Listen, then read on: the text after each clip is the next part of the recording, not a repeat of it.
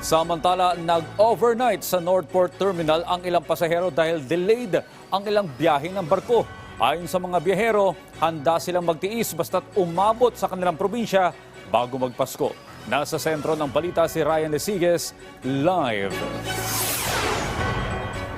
Audrey, ka-anunsyo lang ngayon sa atin ng Philippine Ports Authority na wala nang kanseladong mga biyahe matapos nga yung pananalasa ng Bagyong Kabayan. Pero sa nakikita nyo dito sa aking likuran, tambak pa rin yung mga pasahero dito sa Northport area sa Maynila. Ang dahilan dyan, Audrey, na move yung schedule ng kanilang mga biyahe dahil nga doon sa Bagyong Kabayan. Sa ngayon, tuloy-tuloy naman yung biyahe ng mga barko. Inaantay na lamang nila yung turnaround na kanilang gagamiting barko pauwi sa kanilang mga probinsya.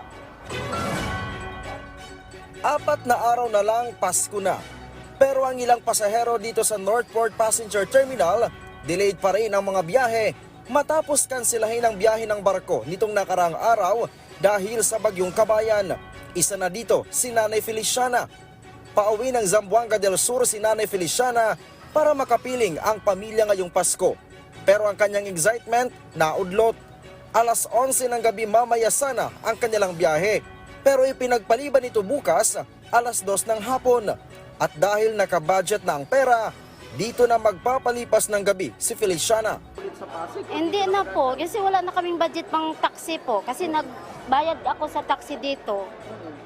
Wala na akong kapira-pira. Ano na lang yung diskarte dito sa terminal? Ano na lang po, dito na lang kami mag-upo, tapos nagbili ako ng kanin doon, 2 balot. Kasi tapos yung pinsan ko, maghatid daw ng pagkain namin bukas. Hindi na daw baling mantala ng ilang oras, ang mahalaga, makarating sa kanyang destinasyon bago sumapit ang Noche Buena.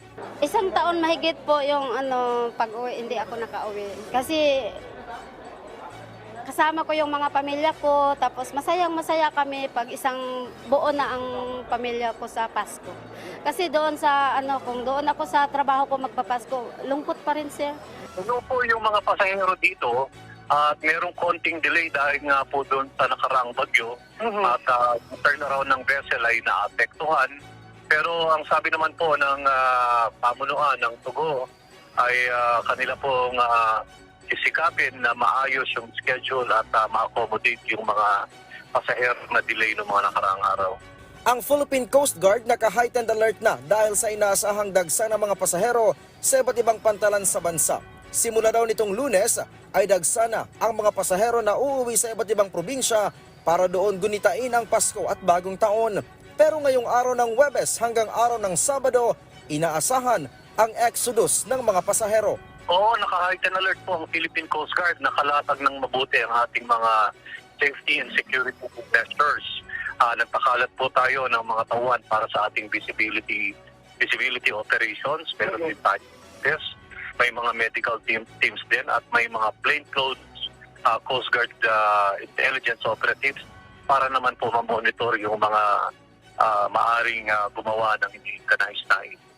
Audrey, dito sa Northport area ay tuloy-tuloy pa rin yung pagdating ng mga pasahero na pasakay ng barko. Pero sa kabuuan, sa iba't ibang pantalan sa bansa, ayon sa pamunuan ng Philippine Ports Authority, umaabot sa halos 300,000 pasahero ang nagtutungo sa mga pantalan para umuwi sa kanilang mga probinsya. Mula naman sa nasa 4.7 million na mga pasahero, umakyat ito sa 5.1 million na mga pasahero yung inaasahan nila na dadagsa sa mga pantalan simula bukas hanggang sa January 5. At dahil dyan, Audrey, naka-red alert na ngayon ang PPA. Audrey.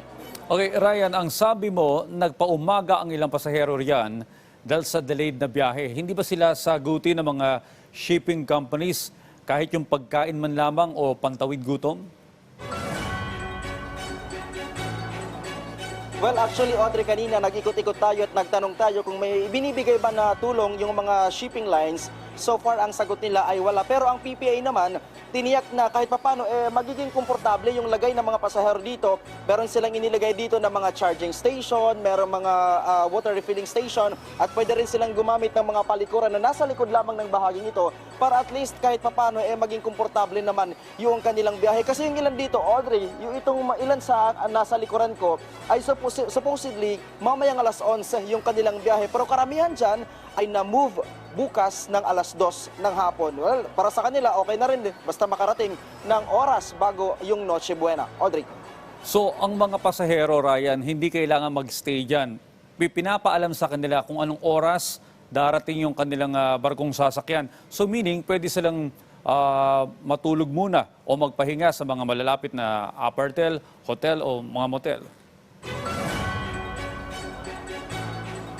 Actually, Audrey, yan dapat yung paalala sana pagkadating nila dito nung sinabihan sila na na-move yung kanilang biyahe, may choice naman sila na pwedeng dito na muna or pwedeng umuwi na muna kung malapit lang yung bahay. Kaya lang ang problema, Audrey, karamihan sa mga pasahero dito na nakausap natin ay talagang nakabudget na yung pera.